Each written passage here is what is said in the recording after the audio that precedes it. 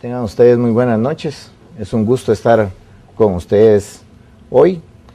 La plática va en relación a la influencia de los factores de riesgo en la decisión de usar tromboprofilaxis primaria.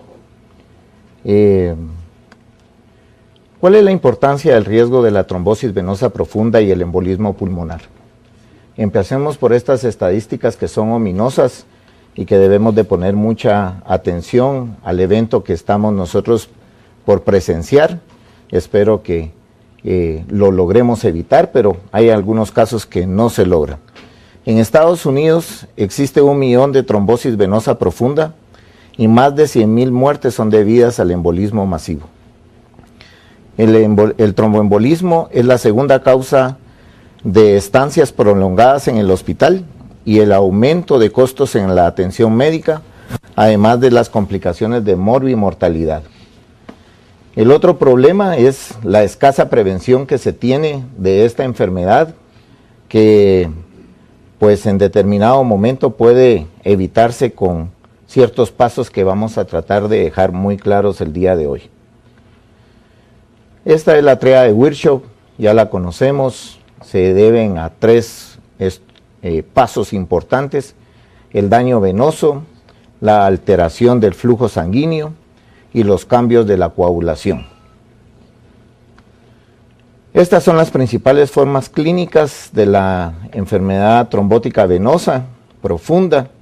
Podemos ver el edema del miembro inferior, muy característico, con un rubor, regularmente va a estar acompañado de mucho dolor, y esta que en base a la clasificación de venas ya es una lesión bastante avanzada y que obviamente compromete al paciente en cualquier procedimiento mayor que se le vaya a realizar.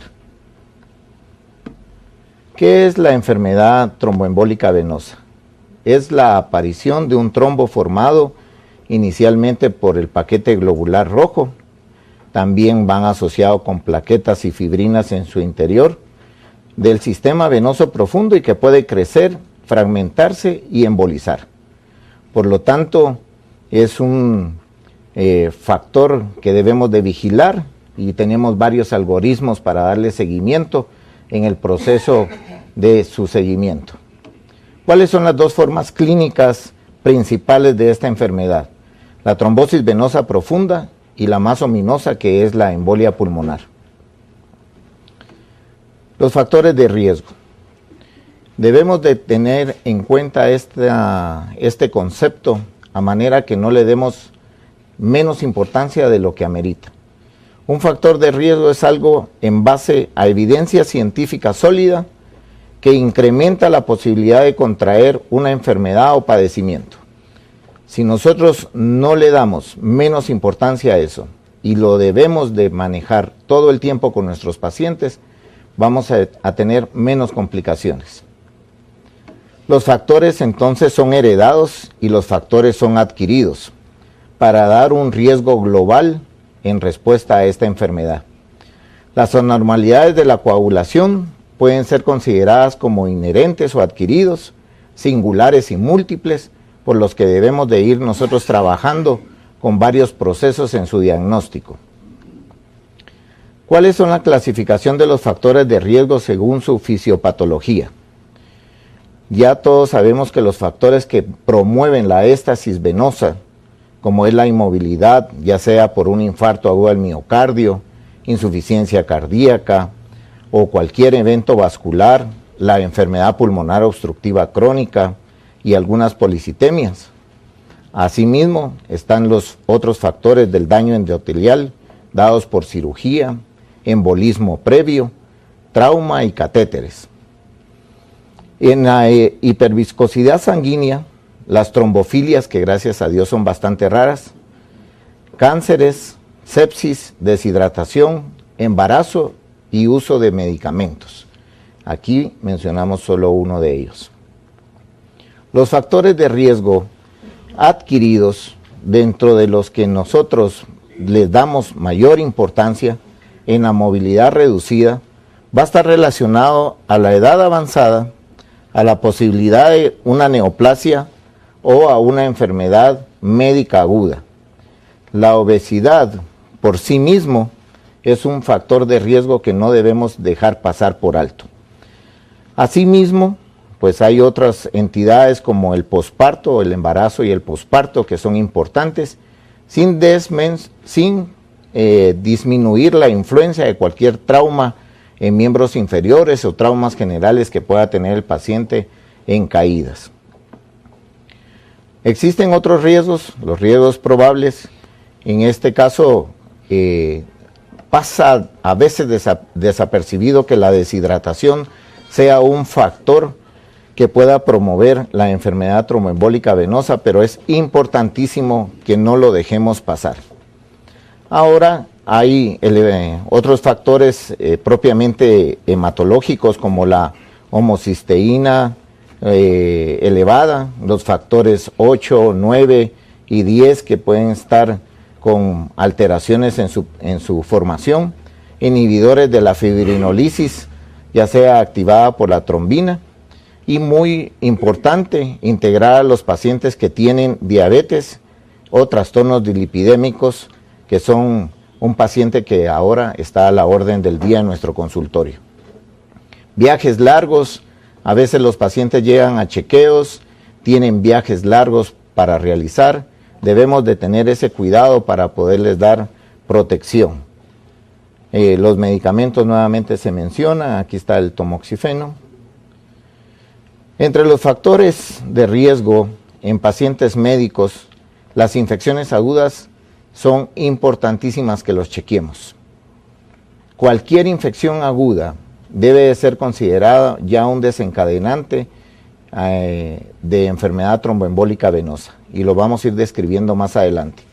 Pacientes con insuficiencia cardíaca, infarto agudo del miocardio, enfermedad cerebrovascular y enfermedades de tipo respiratoria, como ya habíamos mencionado, sin descartar algunas enfermedades de tipo reumática como el lupus eritematoso sistémico. Dentro de las características clínicas hay que tomar en cuenta, siempre preguntar si ha habido previamente un cuadro de trombosis venosa, vigilar al paciente que está con un catéter central y vigilar o examinar al paciente como una prioridad importante para buscar venas varicosas. La hipercoagulabilidad es un término que está definido o que se define como las anormalidades de la coagulación sanguínea, y es un término creado para la enfermedad tromboembólica. Ocurre en ausencia de factores precipitantes o de anormalidades anatómicas. Eso es importante. Hay algunos casos que pasan silentes, son situaciones en las cuales uno puede examinar al paciente minuciosamente y pensar que ese paciente no tiene ningún factor de riesgo. Sin embargo, en este concepto es importante que nosotros no lo perdamos, porque hay algunas anormalidades anatómicas que no tenemos a ojos vista y que puede ser el factor precipitante en ese paciente. Dentro de los factores hereditarios, las deficiencias de antitrombina, que son muy importantes, las deficiencias de proteínas C y S, el factor 5 de Leiden, las deficiencias o mutaciones de genes de protrombina y la disfibrogenemia o deficiencias de plasminógeno. Cuando nosotros tengamos una historia de un paciente que nos dice que ha tenido en su familia algún problema de este tipo de trombosis o de enfermedades venosas, debemos de tener el criterio de hacer todas las pruebas de laboratorio previas y no tener ninguna duda con el manejo de este antecedente que el paciente puede mencionar antes de programar cualquier procedimiento quirúrgico. Con los pacientes que tienen cáncer, ellos tienen una mayor incidencia de trombosis venosa profunda y embolia pulmonar. El 10% de estos pacientes presentan una trombosis venosa espontánea y que debe de determinar en un momento dado que el paciente puede tener una neoplasia. Así que si tenemos un paciente joven o un paciente de edad, tanto los pacientes jóvenes con trombosis venosas o pacientes que hacen sitios inusuales deben de ser considerados que tienen una malignidad y hay que buscarles ese diagnóstico. Los tipos de cáncer más frecuentes para trombosis venosa profunda son los gastrointestinales, los pulmonares, mama, aparato genitourinario y próstata. Con respecto al estado actual de la tromboprofilaxia, sabiendo que la enfermedad tromboembólica es una complicación común durante y después de la hospitalización, debemos de tomar en cuenta que la trombosis o el problema de embolia pulmonar se presenta en un 5 a 10% de los pacientes hospitalizados y que son muerte literalmente. Aparte de eso, la enfermedad tromboembólica venosa se asocia con riesgos a largo plazo, como es el síndrome postrombótico, la hipertensión pulmonar tromboembólica crónica, y aparte de eso, hay elevadas complicaciones y morbilidad con los pacientes que representan un costo hospitalario y personal elevado. Este es un estudio que se realizó y que fue publicado en el 2010, trata de hacer el análisis en relación entre la trombosis venosa profunda y la embolia pulmonar, demostrando que el 90% de las embolias pulmonares tenían antecedentes de trombosis venosa profunda. Este estudio deja claro que nosotros debemos de hacer un exhaustivo examen del paciente y hacer una muy buena historia clínica. La trombosis venosa profunda en pacientes que hicieron embolia pulmonar es un factor predictor independiente de muerte hasta 3 meses después del diagnóstico realizado. Y este es el porcentaje de riesgo de trombosis venosa profunda en pacientes hospitalizados sin profilaxis. Por supuesto que nosotros vamos a hablar primero de los pacientes que van a un tratamiento quirúrgico y particularmente de los pacientes que van a cirugía ortopédica. Nuestros pacientes con reemplazo de cadera o de rodilla tienen 60% de riesgo.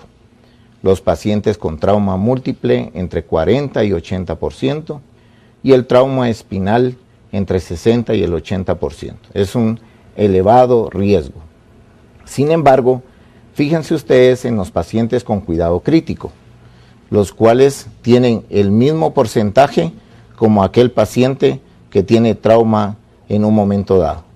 Y son pacientes con insuficiencia cardíaca, con EPOC, sobreinfectado, que podemos estar manejando en cualquier momento. No debemos de dejar en cuenta los pacientes con tratamientos quirúrgicos, los cuales están entre un 15 y 40%. La incidencia de trombosis venosa profunda en los diferentes tipos de cirugía, aquí la podemos ver con una incidencia de porcentaje en barras para tener una idea más clara. Pueden ver ustedes la cirugía de próstata, las cirugías como hernias inguinales y las resecciones transuretrales de próstata que han ido en aumento en nuestro país. Esta es una tabla de Clapham-Meyer, predictor de sobrevivencia después de la trombosis venosa profunda y embolia pulmonar. En la parte de abajo ustedes pueden ver los años después de haberse presentado la trombosis venosa profunda o la condición de todos los casos en la supervida y en la observancia del paciente. Es una desmejoría continua y la posibilidad de deterioro constante que tiene el paciente con cada año que pasa después del evento presentado. Entonces la disminución de la sobrevida después de la trombosis venosa profunda es inminente. Este es un metaanálisis en donde se reúnen varios estudios que datan desde 1981 hasta el 2006. Pueden ver ustedes aquellos pacientes que tuvieron profilaxis, los que tenían control nada más. Obvio, los pacientes que tuvieron tratamiento de profilaxis presentaron menos eventos de complicaciones de manera constante. Este es un estudio de prevención de trombosis venosa profunda presentado en CHEST Y lo básico de esto es hablar sobre la alta prevalencia. ¿Por qué hacer tromboprofilaxia? Primero, porque hay una alta prevalencia de enfermedad tromboembólica venosa. Segundo, la mayoría de pacientes tienen uno o más factores de riesgo. Generalmente la enfermedad tromboembólica venosa y la embolia pulmonar son silenciosos. Es difícil predecir a aquellos pacientes con riesgo y que van a desarrollar complicaciones. Y obviamente vamos a tener que considerar el grado fatal que pueden tener algunas embolias pulmonares. El costo del tratamiento es bastante alto y obviamente el aumento del futuro del riesgo de enfermedad tromboembólica venosa va a ser recurrente. Y uno de los principales problemas, ¿verdad? El síndrome postrombótico crónico, que es una situación limitante que disminuye la calidad de vida del paciente significativamente. Si nosotros consideramos la eficacia y la efectividad de la tromboprofilaxia, pues es evidente que podemos disminuir muchas de estas complicaciones. Por supuesto, entonces podemos confirmar que más de la mitad de los eventos de enfermedad tromboembólica venosa suceden después del alta hospitalaria, tanto en pacientes quirúrgicos como de medicina interna. Entonces, consideremos que el paciente no debe estar solo protegido mientras está en el hospital. El riesgo de ir a casa sin su capacidad activa de movilización tiene el mismo riesgo de estar en cama a nivel de hospital. Y el riesgo existente probablemente es hasta un mes después de la hospitalización. ¿Cuáles son los perfiles de los pacientes candidatos a tromboprofilaxia? Pues casi todos. Si nosotros hacemos una evaluación de nuestros pacientes, vamos a demostrar en ese examen que por lo menos hay un factor de riesgo o más de 3 factores de riesgo en muchos de nuestros pacientes en el momento de llegar al hospital. La enfermedad tromboembólica venosa es causa de morbilidad, por lo que la tromboprofilaxia debe aplicarse en todos los pacientes de alto riesgo. Por ello, es necesario utilizar herramientas para la estratificación del riesgo de embolia o de enfermedad trombótica venosa profunda, y para ello se han creado varias maneras de cuantificar ese criterio. Entonces, se debe verificar, de acuerdo con los factores de riesgo, cuál es la dosis más indicada de heparina para los diferentes pacientes que nosotros vamos a evaluar. Se sabe que los pacientes de alto riesgo en prevención de trombosis venosa profunda o el embolismo pulmonar debe hacerse con dosis adecuadas de heparina y no fraccionada. Entonces vamos a usar esta clasificación, que es una clasificación de Caprini, que tiene la característica muy importante de presentar un método fácil de evaluación, estableciendo los factores de riesgo de exposición, dividiéndolos en diferentes puntuaciones y con los datos que vamos a tener que evaluar muy rápidamente con nuestros pacientes. Aquí tenemos la forma de asignar los puntos. En este caso vamos a poner el ejemplo que es un paciente médico o quirúrgico que ha estado inmovilizado por 72 horas. Luego vamos a pasar a los factores predisponentes, en este caso con la misma clasificación, con enfermedades o condiciones clínicas, factores heredados o factores adquiridos. En este caso vamos a poner el ejemplo que es un hombre o una mujer entre 40 y 60 años con enfermedad pulmonar obstructiva crónica, por lo tanto tenemos otros 2 puntos que agregar. Haciendo la sumatoria tenemos 4 puntos de factor de riesgo. Haciendo la sumatoria de estos datos, nosotros podemos evaluar los esquemas de tratamiento que tenemos para la enfermedad tromboembólica venosa. Con esta tabla, que es bastante fácil de estadificación, con los 4 puntos que le hemos dado al ejemplo que pusimos, el paciente debe tener una clasificación de alto riesgo porque tiene más de 3 puntos y debe ser el tratamiento o la vigilancia con heparinas de bajo peso molecular y la utilización de medidas de tipo compresivo para poder y graduadas para tener una mejor evolución. Esta guía de estarificación la tenemos aquí de una forma presentada para hacerlo más práctico. Aquí pueden ver ustedes el riesgo aproximado que tiene cada paciente. Y en este caso, nosotros habíamos puesto que el paciente es de un alto riesgo y por lo tanto el paciente debe tener ese tratamiento de combinación. Las principales normas en la revisión de CHES entre el año 2004 y 2008 ponen a los pacientes de alto riesgo y recomiendan heparinas de bajo peso molecular y continuar con warfarina en el traslape a dosis de titulación del INR a rangos intermedios entre 2 y 3. Bajas dosis de heparina no fraccionada es menos efectiva y no es recomendada en pacientes de alto riesgo y debe combinarse con métodos mecánicos en pacientes de alto riesgo. Otra recomendación es no usar aspirina como profilaxia. La aspirina está fuera de los protocolos de manejo en la condición de problemas venosos. No tiene ninguna eficacia y no tiene ninguna utilización. La aspirina la manejamos literalmente en enfermedades que son de tipo arterial. En venas, aspirina no tiene ningún papel. Con respecto al boletín de la Asociación Americana de Obstetricia, ellos dan algunos parámetros ahí importantes y ellos ponen dentro de sus criterios para la prevención que los eventos de trombosis venosa profunda se estiman en ellos en una condición en sus pacientes entre el 15 y el 40% de los pacientes. Ellos clasifican 4 estadios de riesgo como bajo, moderado y establecen sin profilaxia con temprana deambulación, moderado riesgo con bajas dosis de heparina no fraccionada o el uso de heparinas de bajo peso molecular. Sin embargo, es de considerar la palabra deambulación cuando nosotros sabemos de que un paciente posquirúrgico, posparto o poscesárea no tiene una actividad regular.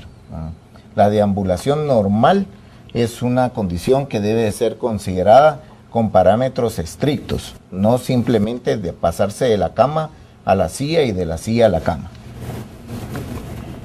Con respecto a la Sociedad de Oncología, hay varias recomendaciones que ellos ponen como parte de su profilaxis y las guías están en relación a que el paciente que tiene cáncer y que se le señalan los siguientes factores de riesgo. El mayor riesgo se señala en los primeros 3 a 6 meses después del diagnóstico de cáncer.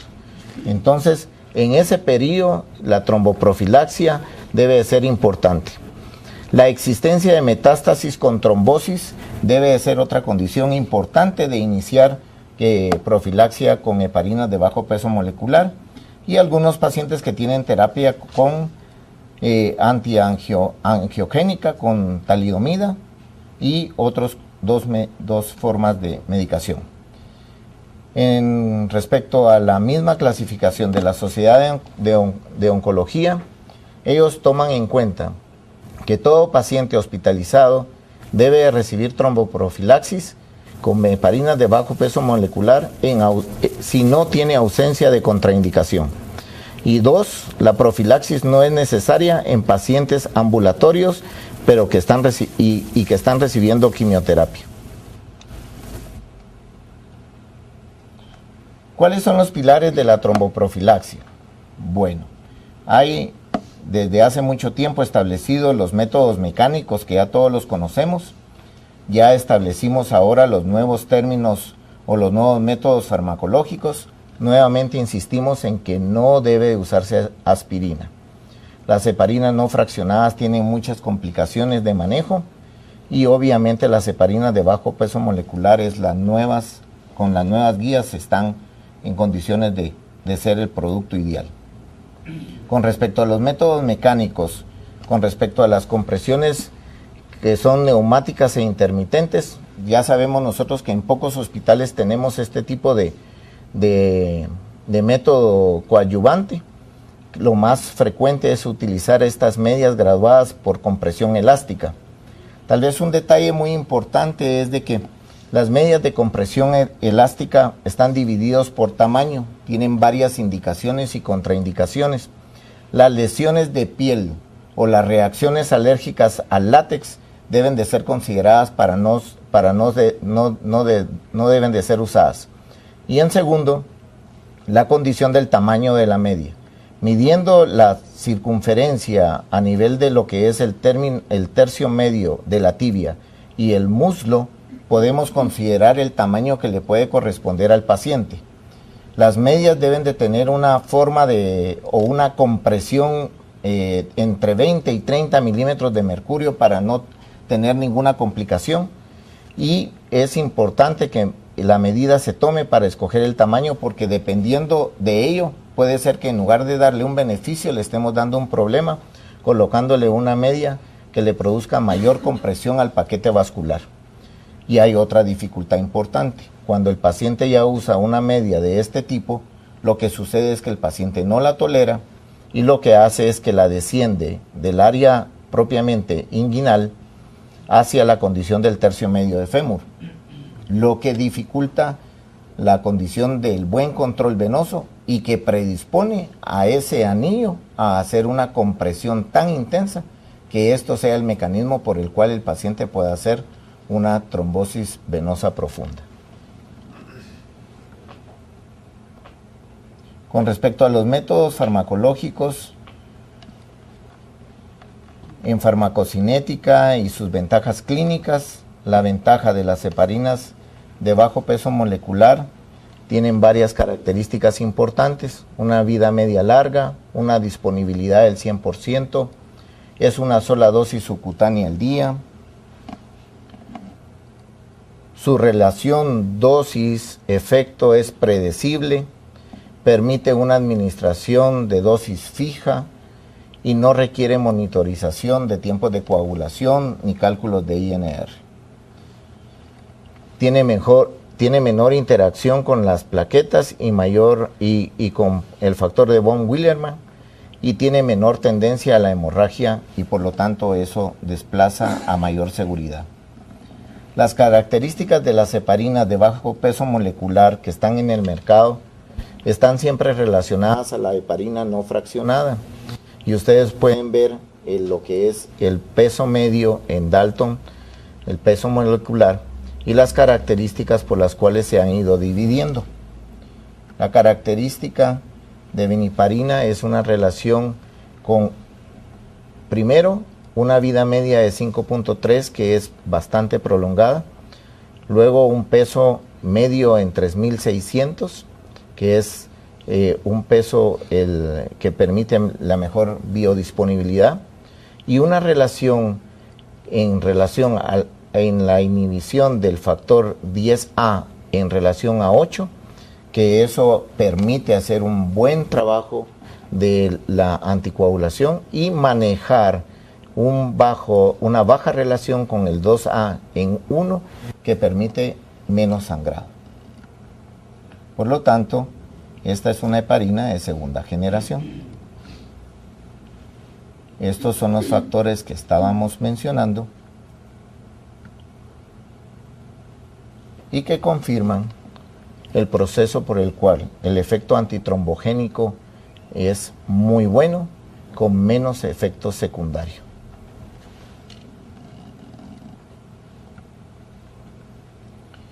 Las heparinas de bajo peso molecular y el inicio de la terapia con ellas influye significativamente en el efecto antitrombogénico. Nosotros tenemos dos formas de poderlo hacer: incluso 2 horas antes del tratamiento quirúrgico con anestesia general o 6 horas después de que el paciente ya terminó su cirugía. Con respecto a los tiempos, definitivamente sabemos nosotros que se mantiene indefinidamente en el paciente el alto riesgo de trombosis. Los pacientes media B, nosotros los clasifiquemos, el paciente no debe de ser sustituido su tiempo de uso del medicamento hasta que nosotros no consideremos que esos factores de riesgo fueron superados totalmente. 2 o más trombosis espontáneas en presencia de uno o varios defectos genéticos, deben de poner en tiempo indefinido al paciente en su tratamiento, y una trombosis espontánea en caso de deficiencia de antitrombina o el síndrome antifosfolipídico de igual manera. Existen trombosis en áreas inusuales y, como les mencionaba, esas están en relación a malignidad oculta, por lo tanto el tiempo mientras se hace el diagnóstico su uso debe ser indefinido. Hay algunas causas de resistencias a las heparinas y aquí podemos ver algunas, como es la deficiencia de antitrombina 3, el aclaramiento de la heparina, la unión de la heparina a las proteínas, elevaciones del factor 8 y obviamente algunas elevaciones de los niveles de fibrinógeno. Por lo tanto, hay algunos pacientes que deben de tener una vigilancia a pesar de que nosotros tengamos el uso de heparinas de bajo peso molecular por la evolución clínica que presenten en su estancia hospitalaria. Y entonces nos queda claro que debemos de estudiar a los pacientes con trombosis venosa profunda desde el punto de vista familiar, como mencionábamos al principio, para descartar cualquier trombofilia. Deben estudiarse pacientes menores de 45 años que presentan una trombosis venosa. Todas las trombosis venosas en sitios anormales deben de tener relacionadas un criterio paraneoplásico. Y las muestras de sangre, como mencionaba, con unas simples preguntas desde la historia clínica, deben de ser realizadas antes de iniciar cualquier tipo de tratamiento. Entonces, la enfermedad venosa profunda es una complicación común, médica y quirúrgica. Es una causa prevenible de muerte, más a nivel hospitalario. Existe una mayor necesidad de hacer uso de tromboprofilaxia a nivel global en el ambiente hospitalario para dar un buen seguimiento y el conocimiento de las guías. Y muchas gracias.